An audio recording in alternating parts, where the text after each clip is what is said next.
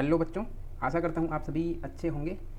प्यारे बच्चों, कुछ दिनों से हमारा वीडियो नहीं आ पाया है, जिसका कारण ये था कि मैं जिस माइक से वीडियो बनाता हूँ वो थोड़ा ख़राब हो गया था। रिपेयरिंग करने पर भी नहीं बना तो नया ऑर्डर करना पड़ा, और नए ऑर्डर करने पर आने में थोड़ा लेट हुआ। इसके लिए क्षमा चाहूँगा। और आज से मैं शुरू कर रहा हूँ, क्योंकि अब मेरा जो टेक्निकल प्रॉब्लम था वो ठीक हो गया है। तो हम कक्षा 6वीं की गणित शुरू कर रहे हैं आज से, और यहाँ पे हम पढ़ेंगे चैप्टर 1 के जो भी सवाल हैं उन सारे सवालों को हल करेंगे। तो आप पहले यहाँ पे देखिए, चैप्टर 1 का जो नाम है पाठ का नाम प्राकृत संख्या, और इसको मैं पहले पढ़ा चुका हूँ बच्चों। कहाँ पे? नवोदय विद्यालय की प्रवेश परीक्षा के लिए जो अब हम पढ़ रहे थे, गणित की पढ़ाई कर रहे थे, उसमें मैंने पढ़ाया था प्राकृत संख्या। तो प्राकृत संख्या क्या होता है आप पहले पढ़ चुके हैं, फिर भी हम पढ़ेंगे। आप बुक को भी पढ़िएगा, बुक को मैं ग्रुप में भेज दिया हूँ। यहाँ पे देखिए, इसमें कुछ एग्जाम्पल दिया हुआ है। एक एक मेज के साथ में एक एक कुर्सियाँ हैं। अगर इसको हमको गिनने के लिए कहा जाए, कुर्सी को और मेज को, तो हम क्या गिनेंगे? 1 2, मतलब यहाँ हम 1 से शुरू करेंगे, है ना। गिनती, किसी भी चीज़ को गिनने के लिए जिन अंकों का उपयोग किया जाता है, देखिए हमारी संख्या जो है वो किन किन अंकों से मिलकर बनी होती है? 0 1 2 3 4 5 6 7 8 और 9। ठीक है, इन सभी अंकों से मिलाकर पूरी संख्याएं बनती है। अब इन अंकों में 0 सामने है, लेकिन हम गिनने की शुरुआत कहाँ से कर रहे हैं? यहाँ से कर रहे हैं। ठीक है, 1 से कर रहे हैं। तो गिनने के लिए जिन संख्याओं का उपयोग किया जाता है बच्चों, उसको कहते हैं प्राकृत संख्या। ठीक है, तो ये गिनने की जो संख्या कहाँ से शुरू होगी? 1 से होगी। ठीक, तो प्राकृत संख्या 1 से शुरू होगी, और गिनने के लिए जिन संख्याओं का उपयोग किया जाता है उसको प्राकृत संख्या कहते हैं। ये आपके बुक में भी बताया है गया है एक जगह। देखिए यहाँ पे लिखा हुआ है, गणना के लिए जिन संख्याओं का उपयोग किया जाता है। गणना का मतलब होता है गिनती करना, तो गिनती के लिए जिन संख्याओं का उपयोग किया जाता है उसे प्राकृत संख्या कहते हैं। इंग्लिश में नेचुरल नंबर बोलते हैं। प्राकृत संख्याओं के ग्रुप को, समूह को n से दर्शाते हैं। जैसे कि ये इधर लिखा है, प्राकृत संख्या सभी इसका ग्रुप है, जिसको कैपिटल N से दर्शाया गया है। ठीक है, तो ये होती है प्राकृत संख्या। अब इसमें एक महत्वपूर्ण बात ये कि सबसे छोटी प्राकृत संख्या क्या होगी? तो ये 1 है ना। इससे छोटी तो नहीं है इसके साथ में। अगर हम 0 को शामिल करेंगे तो 0 प्राकृत संख्या नहीं है, वो पूर्ण संख्या है। तो यहाँ पे 1 सबसे छोटी प्राकृत संख्या होगी। ठीक है, एक इंपॉर्टेंट बात जो आप आगे के सवालों में हल करने पर काम आएगा। यहाँ पे देखिए एक एक्टिविटी दिया हुआ है, क्रियाकलाप, और यहाँ पे क्या कहा गया है? कुछ संख्याएं इधर दी गई है अलग अलग कॉलम्स, रो में, और इसको हमको बढ़ते क्रम और घटते क्रम में जमाना है। ये काम दिया हुआ है। तो यहाँ पे उन संख्याओं को हम देखेंगे और समझेंगे। यहाँ पे देखिए, पहले वाले जो रो में हैं जितने भी संख्या, उसको बढ़ते क्रम और घटते क्रम में जमा दिया गया है। ये सरल सा सवाल है, इसको आप आसानी से कर सकते हैं। दूसरे रो में जो भी है संख्या, उसको मैं देखिए यहाँ पे बढ़ते क्रम में पहले जमाऊंगा। तो यहाँ पे 98 33 62 49 107, ये सबसे छोटा है, तो बढ़ते क्रम में सबसे छोटा को पहले लिखा जाता है। तो यहाँ पे मैंने लिखा 33, इससे बड़ा है फिर 49, इससे बड़ा है 62 62, फिर 98, फिर 107। ठीक है, इस प्रकार से। अब इसी को घटते क्रम में लिखना है तो मैं उलट दूंगा, सबसे बड़े है वो सबसे शुरू में आ जाएगा, 107, फिर 98, फिर 62, फिर 49, फिर 33। इसी तरीके से इसमें सबसे छोटा है जो सबसे शुरू में आएगा 25 सबसे शुरू में आएगा। 25 से बड़ा कौन है इसमें? 57 से फिर बड़े कौन हो गए? 67, फिर 75, फिर 78। अब इसको उल्टा कर देंगे, यहाँ घटते क्रम में जब लिखेंगे तो ये 78 होगा, 75 होगा, ये फिर 67 होगा, फिर 57 होगा, इसके बाद में 25 लास्ट में होगा। इसी प्रकार से आप इसको अपने बुक में भरिए, और कॉपी में भी अलग से इसको नोट्स बनाएंगे। तो आप नोट्स बनाते समय जब बनाएंगे इसको हल करके आप ग्रुप में भेजिएगा। इसके बाद चलते हैं हम इस चैप्टर के जो प्रश्नावली है, प्रश्नावली 1, इसको हम अभी तक कक्षा 5वीं में क्या बोलते थे? अभ्यास बोलते थे, है ना। तो यहाँ पे अभ्यास ही समझिए इसको। और अभ्यास के लिए जो प्रश्न दिए हुए हैं नीचे है प्रश्नावली में, प्रश्नावली 1, इसमें हम पहला सवाल है, सबसे छोटी प्राकृत संख्या कौन सी है? अभी मैंने यहाँ पे पढ़ते पढ़ते आपको बताया है कि सबसे छोटी प्राकृत संख्या क्या है? 1 है। ठीक है, तो यहाँ पे इसका सवाल आएगा, जवाब में 1 आएगा। ठीक है, यहाँ पे इन दोनों संख्याओं में कौन सी संख्या बड़ी है उसको बताना है। 41,600, 41,600, तो 6 बड़ा होगा या 600? तो 600 बड़ा होगा। ठीक, तो ये 41,600 इसका आंसर रहेगा। ठीक है, इसको हम अलग अलग बारी बारी से एक एक सवाल हल कर लेते हैं। ठीक है, लाइन से। तो हम पहुंच गए हैं यहाँ पे अलग से पेज पर, और यहाँ पे बच्चों हम सवाल नंबर पहले का आंसर अगर आपको लिखना है तो हल लिखेंगे या सीधा उत्तर लिखते जाइए। ठीक है, तो पहले का जो उत्तर आएगा, सबसे छोटी प्राकृत संख्या 1 है। ठीक है, दूसरे का क्या आएगा? दूसरे का 41,600 बड़ी संख्या है। इसमें कौन बड़ी है उसको पूछा गया है। ठीक है, तो ये 41,600 बड़ी है। अगर आपको इस प्रकार से कोई संख्या दिया हुआ है और तुलना करना है कि इसमें कौन सा बड़ा है, तो इसको आप ऊपर नीचे दोनों को एक बराबर है तो लिख लो। उसके बाद ये दोनों को मैंने लिख लिया, इसको और इसको, इन दोनों को यहाँ पे मैंने लिख लिया है। अब हम देखते हैं कि इसमें कितने अंक है, 1 2 3 4 5। ठीक, ऊपर वाले संख्या में 5 अंक, नीचे वाले में 1 2 3 4 5, इसमें भी 5 अंक। तो जितने अगर बराबर है संख्या तो हमको फिर इधर से देखना पड़ेगा। मान लीजिए यहाँ पे 1 नहीं होता, सिर्फ इस तरह का होता, तो जो कम है ये 4 अंक है, ये 5 अंक, तो जो 4 अंक वाले हैं ये छोटा हो गया और 5 अंक में है वो बड़ा हो गया। ये एक तरीका हो गया जानने का। अगर ऊपर नीचे दोनों 5-5 अंक में हैं तब हम किसको कहेंगे कि कौन छोटा कौन बड़ा।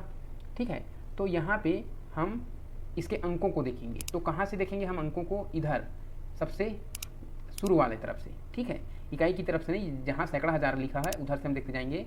तो यहाँ 10,000 वाले स्थान पर 4 है, नीचे में भी 4 है, तो बराबर हुआ, कोई छोटा बड़ा नहीं है। इसके बाद 1000 वाले स्थान पर 1, नीचे में भी 1, यहाँ भी कोई छोटा बड़ा नहीं हुआ है, तो हमको पता नहीं चला कि कौन छोटा कौन बड़ा। इसके बाद अगले स्थान चलते हैं तो सैकड़े के स्थान पर इसमें क्या है, 6 है, इसमें 0 है, तो 6 बड़ा हुआ, अर्थात 41,600 बड़ा है। ठीक, तो ये हो गया सवाल नंबर दूसरा का आंसर। इसी तरीके से आपको पहचानना है एक एक अंक को देखते हुए। ठीक है, अब हम अगला सवाल चलते हैं, सवाल नंबर तीसरा। क्या कहता है, उपयुक्त चिन्ह। ये जो चिन्ह दिख रहा है बच्चों इस प्रकार से, इसको बोलते हैं बड़ा। इधर का जो साइज़ है बड़ा है ना, इधर छोटा है। ठीक है, तो जिधर साइज़ बड़ा है, मैं इसको थोड़ा बड़ा बना देता इस तरीके से। ठीक है, इधर का जो चौड़ाई है इधर बड़ा है, इधर की चौड़ाई है वो छोटा है, तो इधर जो भी संख्या लिखना है उसको छोटा संख्या इधर लिखाएगा और जिधर बड़ा है उधर बड़ा संख्या लिखाएगा। जैसे कि इधर 5 और 6, तो 5 और 6 के बीच में हम इस चिन्ह को इसी तरीके से डालेंगे, ये इस प्रकार से डलाएगा और इसको पढ़ेंगे 6, और इस जो चिन्ह है इसको पढ़ते हैं बड़ा है। ठीक है, अब ये हो गया 6 बड़ा है 5 से, इस प्रकार से इसको पढ़ना है। ठीक है, और इसका उल्टा क्या हो जाएगा, ये जो इस तरीके का साइन है इस तरीके का है वो, इसको हम छोटा है पढ़ेंगे। क्या पढ़ेंगे, छोटा है। ठीक है, तो आपको इसको ध्यान रखना है कौन से चिन्ह को कैसे पढ़ना है और कौन सा चिन्ह को। अगर ये लाइन इस तरीके से था, एक तरफ छोटा एक तरफ बड़ा, तो छोटा बड़ा पढ़ रहे थे। अगर ये लाइन दोनों तरीके से बराबर होगा दोनों तरफ से, तो इसको हम पढ़ेंगे बराबर। ठीक है, ये बराबर है पढ़ेंगे, इस तरीके का अगर होगा 2 लाइन तो इसको हम बराबर है पढ़ेंगे। ठीक है, तो यहाँ पे पहला है सवाल और इसमें ये पूछा है 45 और 21। ठीक है, 45 और 21 में हमको कौन सा चिन्ह डालना है, कहाँ पे डालना है। तो देखिए 45 बड़ा है तो हम बड़े वाले चिन्ह को इधर रखेंगे, छोटा वाला को साइन को 21 की तरफ रखेंगे। तो इसको पढ़ेंगे हम 45 बड़ा है 21 से। ठीक, सवाल नंबर दूसरे पे पहुंचते हैं और दूसरे पे हम देखेंगे 543 है और 345 है।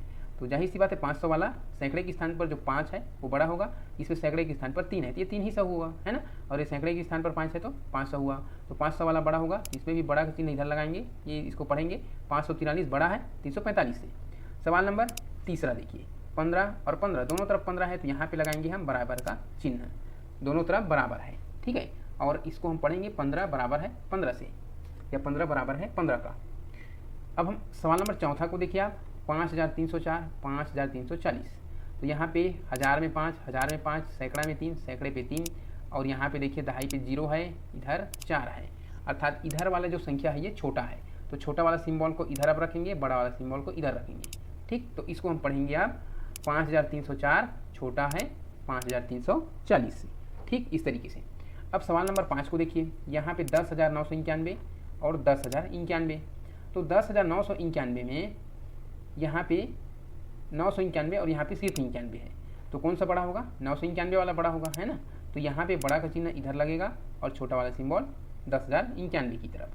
ठीक है, अब यहाँ पे 99,876 है और यहाँ पे 99,786 है, तो 7 सैकड़े पे 700 है, यहाँ पे 800 है, तो 800 वाला बड़ा होगा, तो यहाँ पे बड़ा का चिन्ह इधर लगाएंगे। ठीक है, इसी प्रकार से इसमें चिन्हों का प्रयोग करना है सवाल नंबर तीसरे में।